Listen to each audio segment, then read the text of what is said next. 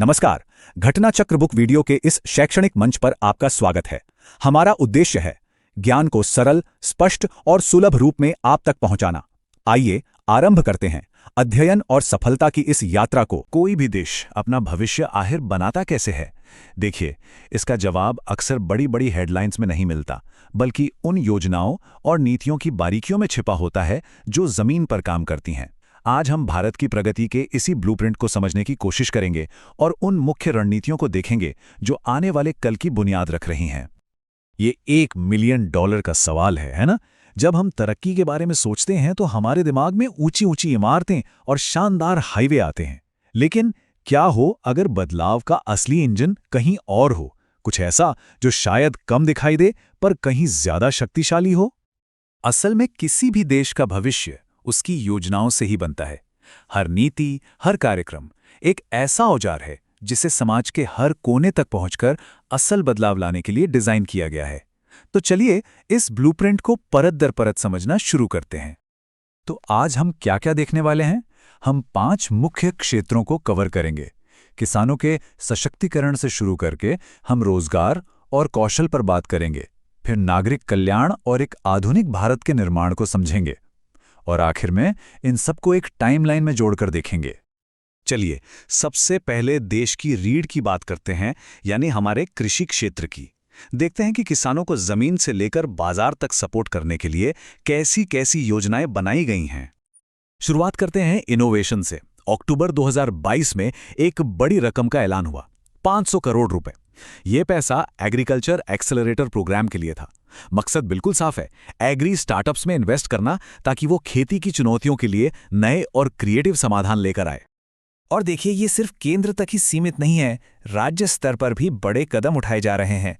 जैसे कि उत्तर प्रदेश ने 1000 करोड़ के भारी भरकम बजट के साथ नंद बाबा दुग्ध मिशन शुरू किया है, जिसका मकसद दूध उत्पादन बढ़ाना और किसानों को गांव में ही बेहतर दाम दिलवाना है। और यहीं पर एक बहुत दिलचस्प बात सामने आती है, एक साइज सब पर फिट नहीं होता।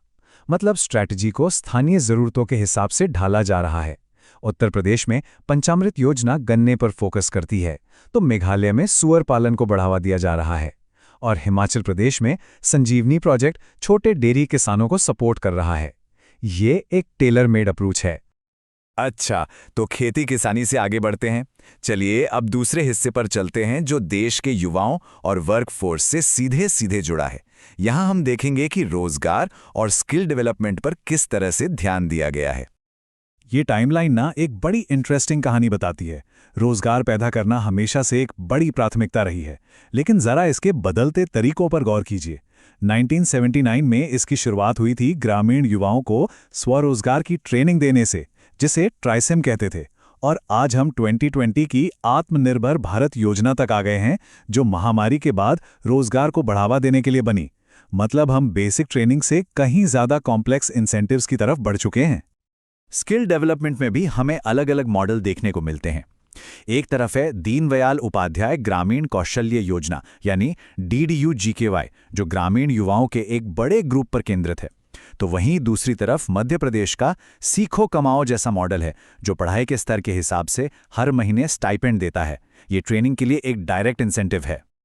इसके अलावा वर्कफोर्स को एक सुरक्षा कवच देने के लिए भी योजनाएं हैं, जैसे 2020 में प्रवासी मजदूरों के लिए गरीब कल्याण रोजगार अभियान आया। नौकरी खोने पर संगठित क्षेत्र के कर्मचारियों के लिए अटल बीमित व्यक्ति कल्याण योजना है, और छोटे कारोबारियों को अपना काम शुरू करने या बढ़ाने के लिए मुद्रा योजना के तहत 10 लाख तक का लोन भी मिलता है। अब आते हैं तीसरे और बहुत ही महत्वपूर्ण हिस्से पर, सामाजिक कल्याण। ये वो सेफ्टी नेट है जो समाज के अलग अलग वर्गों को सहारा देता है। इन कल्याणकारी योजनाओं का दायरा वाकई बहुत बड़ा है, और इन्हें खास ग्रुप्स के लिए डिजाइन किया गया है। जैसे स्ट्रीट वेंडर्स के लिए PM स्वनिधि है, युवा लड़कियों को सशक्त बनाने के लिए मध्य प्रदेश में लाडली लक्ष्मी और तमिलनाडु में पुदुमई पेन जैसे कार्यक्रम हैं। ये सुरक्षा जाल बुजुर्गों, गरीबों और दिव्यांगों तक फैला हुआ है, ताकि कोई भी पीछे न छूटे। चलिए PM स्वनिधि को थोड़ा और समझते हैं। इसका पूरा नाम है प्रधानमंत्री स्ट्रीट वेंडर आत्मनिर्भर निधि। 2020 में जब ये शुरू हुई तो इसका मकसद बहुत सीधा साधा था। उन रेढ़ी पटरी वालों को सस्ता लोन देना जिनका काम लॉकडाउन में बुरी तरह से प्रभावित हुआ था, ताकि वे दोबारा अपने पैरों पर खड़े हो सकें। अब हम उन बड़े पैमाने की पहलों पर आते हैं जो एक आधुनिक भारत की नींव रख रही हैं, चाहे वो उद्योग हों, शहर हों या फिर टेक्नोलॉजी। टेक्सटाइल जैसे एक बहुत अहम सेक्टर को बढ़ावा देने के लिए सरकार ने एक बड़े पैमाने पर दांव लगाया है। हम कितने बड़े पैमाने की बात कर रहे हैं? 7। देश भर में 7 विशाल पीएम मित्र पार्क स्थापित किए जाएंगे। तो इन पार्कों का लक्ष्य क्या है? 3 मुख्य बातें हैं। पहला, एक ही जगह पर वर्ल्ड क्लास सुविधाएं देना।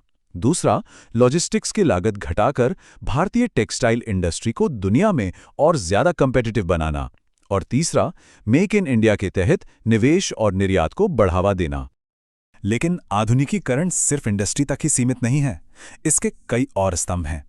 स्मार्ट सिटीज मिशन के साथ बेहतर शहर, पीएम श्री के जरिए 14,500 से ज्यादा स्कूलों में क्वालिटी एजुकेशन, उज्ज्वल भारत के साथ एक सस्टेनेबल एनर्जी का भविष्य और गृह प्रवेश कार्यक्रम के तहत हर परिवार के लिए एक छत।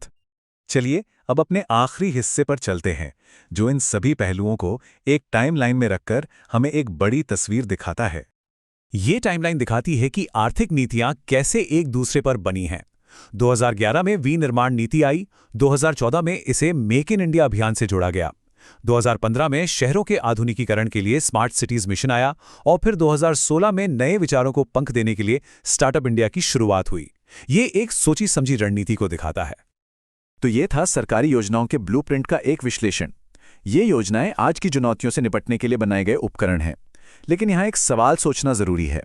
भविष्य में जो नई चुनौतियां आएंगी, उनके लिए हमें कैसे और किन नए उपकरणों की जरूरत पड़ेगी?